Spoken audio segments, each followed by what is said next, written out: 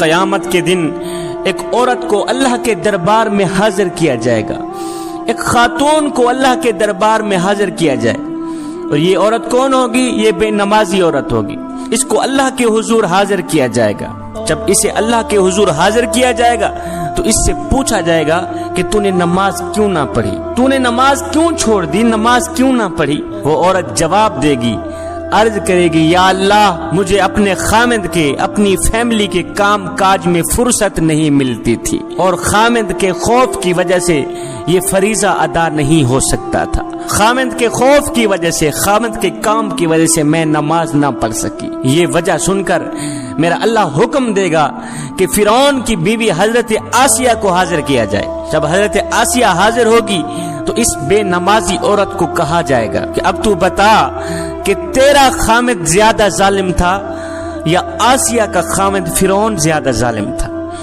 ہائے ہائے، مئی بتا تیرا خامد زیادہ ظالم تھا یا آسیہ کا خامد زیادہ ظالم تھا؟ اللہ تعالیٰ فرمائے گا، دیکھو آسیہ ایک ظالم شخص کی بیوی تھی، ایک ظالم بادشاہ کی بیوی تھی، ایک ظالم شخص کی بیوی تھی، اور کیسی عبادت گزار تھی، کیسی متقی پرہیزگار تھی، کیسی میری محبوبہ تھی۔ اگر کسی خامد کا ظلم کسی کو نماز سے روکتا تو سب سے پہلے آسیہ کو روکتا، سب سے پہلے آسیہ نماز چھوڑ دیتی، سب سے پہلے آسیہ عبادت چھوڑ دیتی۔ اس کے بعد میرا اللہ فرمائے گا، اے بے نمازی عورت، خامد کا تیرا عذر غلط ہے، اور خامد کا عذر غلط ہے، تو خود غافل تھی، اور غفلت کی وجہ سے تو نے نماز نہ پڑھی، غفلت کی وجہ سے تو نے نماز کا دامن چھوڑ دیا، غفلت کی وجہ سے تو نے قرآن کا دامن چھوڑ دیا، غفلت کی وجہ سے تو نے میری عبادت کا دامن چھوڑ دیا۔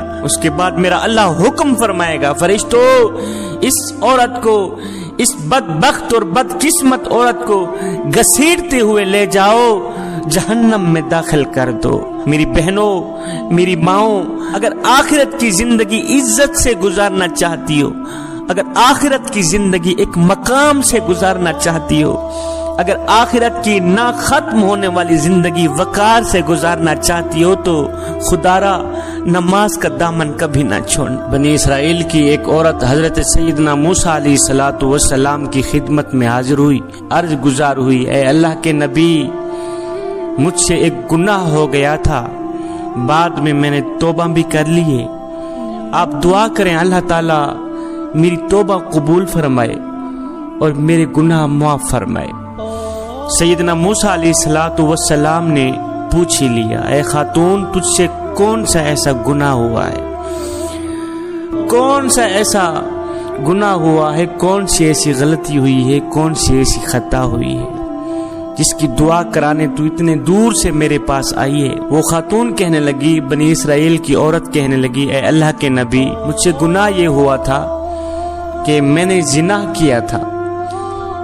کیا تھا اور میں حاملہ ہو گئی تھی، حاملہ ہوئی، مجھ سے ایک بچہ پیدا ہوا، اب بچہ پیدا ہوا تو میں اپنے اس گناہ کو چھپانے کی خاطر، اپنی اس غلطی کو چھپانے کی خاطر، اپنی اس خطا کو چھپانے کی خاطر میں نے اس بچے کو ذبح کر دیا، میں نے اس بچے کو قتل کر دیا، اور ذبح کر کے میں نے اسے مٹی کے سپرد کر دیا، یہی مجھ سے گناہ ہوا ہے۔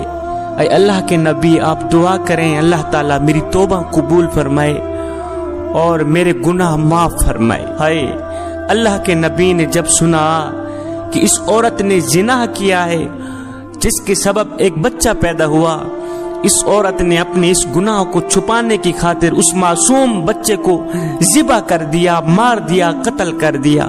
ایک انسان کا قتل پوری انسانیت کا قتل ہے جوانو۔ موسیٰ علیہ السلام یہ سن کر جاہو جلال میں آ گئے، آپ نے فرمایا، بدبخت عورت اور گنہگار عورت، یہاں سے نکل جا، یہاں سے دفع ہو جا، تو نے ایک معصوم بچے کی جان لے لی ہے، دفع ہو جا، نکل جا یہاں سے، کہیں ایسا نہ ہو آسمان سے آگ اترے اور تیری نحوست کے سبب ہم سب کو جلا کے راکھ کر دے۔ جب اس عورت نے دیکھا اللہ کے نبی جاہو جلال میں آ گئے ہیں تو وہ عورت ٹوٹے دل کے ساتھ وہاں سے اٹھی، گھر نکل گئی۔ جب یہ عورت ٹوٹے دل کے ساتھ یہاں سے نکلی تو ادھر سے حضرت سیدنا جبریل علیہ السلام حاضر ہوئے، وہی لے کر آئے، اے اللہ کے نبی، اللہ فرما رہا ہے کہ تو نے ایک توبہ کرنے والی کا دل کیوں توڑا؟ اے موسیٰ تو نے توبہ کرنے والی کا دل کیوں توڑا؟ اے موسیٰ تو نے توبہ کرنے والی کا دل توڑ کر خالی ہاتھ واپس کیوں بھیج دیا؟ کیا تو نے بھی اس عورت سے زیادہ بدتر گناہ کرنے والا کوئی نہیں دیکھا؟ کیا تو نے اس عورت سے بھی زیادہ گناہ کرنے والا نہیں پایا آج تک؟ موسیٰ علیہ السلام نے فرمایا، اے جبریل، کیا اس عورت سے بھی زیادہ بدتر گناہ کرنے والا اس دنیا میں کوئی رہتا ہے؟ کیا اس عورت سے بھی بدتر گناہ کرنے والا اس دنیا میں کوئی اور بھی ہو سکتا ہے؟ یہ سن کر حضرت جبریل علیہ السلام نے عرض کی، اے اللہ کے نبی، جان بوجھ کر نماز چھوڑنے والا، جان بوجھ کر نماز چھوڑنے والا شخص اس عورت سے بھی زیادہ بدتر گناہ کرنے والا ہے۔ جو شخص جان بوجھ کر نماز چھوڑ دیتا ہے، جوانو، وہ نوجوان اس زانیہ عورت سے بھی بدتر گناہ کرنے والا ہے۔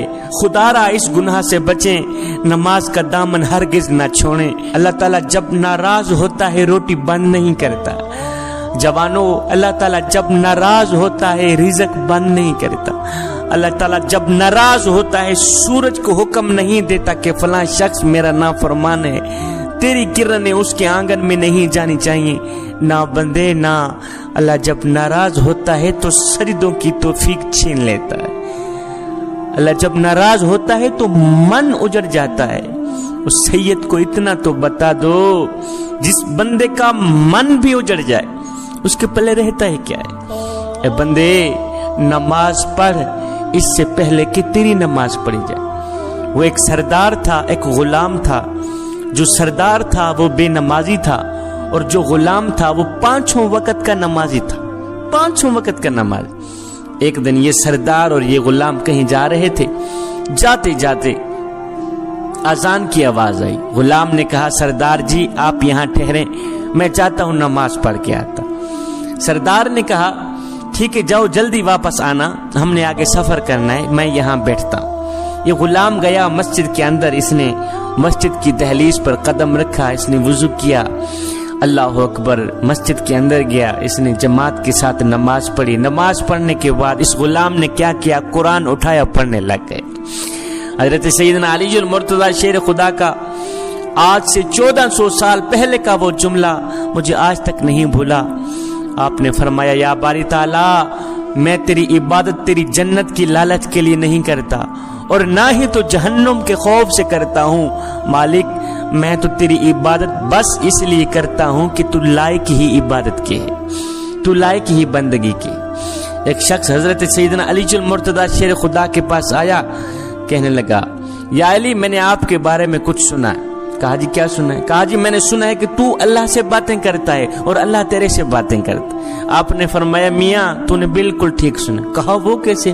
کہا میاں، جب میرا دل کرتا ہے کہ میں اپنے رب سے بات کروں تو میں نماز پڑھنے لگ جاتا ہوں، اور جب میرا دل کرتا ہے کہ میرا اللہ مجھ سے بات کرے تو میں قرآن اٹھاتا ہوں، پڑھنے لگ جاتا ہوں۔ اب یہ غلام مسجد کے اندر گیا، نماز پڑھنے کے بعد اس نے قرآن اٹھایا، پڑھنے لگا۔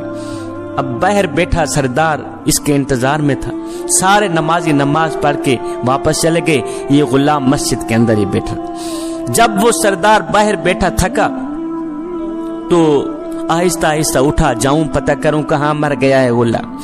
یہ سردار اٹھا، یہ آیا مسجد کی دہلیز پر، اس نے قدم رکھا، جہاں مسجد کے جوتے پڑے ہوئے ہوتے وہاں آ کے رک گیا، اندر نہ گیا، جوتوں والی جگہ پہ آ کے رک گیا، آوازیں دینے لگا، اور غلام کہاں مر گیا ہے؟ اور سارے نمازی نماز پڑھ کے واپس چلے گئے، تیری ابھی تک نماز ختم نہیں ہو، اور جلدی باہر آ، ہم نے آگے سفر کرنا، اور جلدی باہر نکل، ہم نے آگے سفر کرنا ہے، اور ہم نے آگے سفر کرنا ہے۔ جب اس سردار نے بار بار غلام کو آواز دی تو غلام نے اندر سے قرآن مجید بند کیا۔ غلام مسجد کے اندر بیٹھا، کہنے لگا، سردار جی میں کیا کروں کہ جو خدا تجھے مسجد کے اندر نہیں آنے دیتا وہ خدا مجھے مسجد سے باہر نہیں جانے دیتا، میں کیا کروں، میں مجبور ہوں۔ میرا مالک مجھے باہر جانے بھی نہیں دیتا. جو خدا تجھے مسجد کے اندر نہیں آنے دیتا وہ خدا مجھے مسجد کے باہر نہیں جانے دیتا. اے بندے نماز پڑھ اس سے پہلے کہ تیری نماز پڑھی جائے.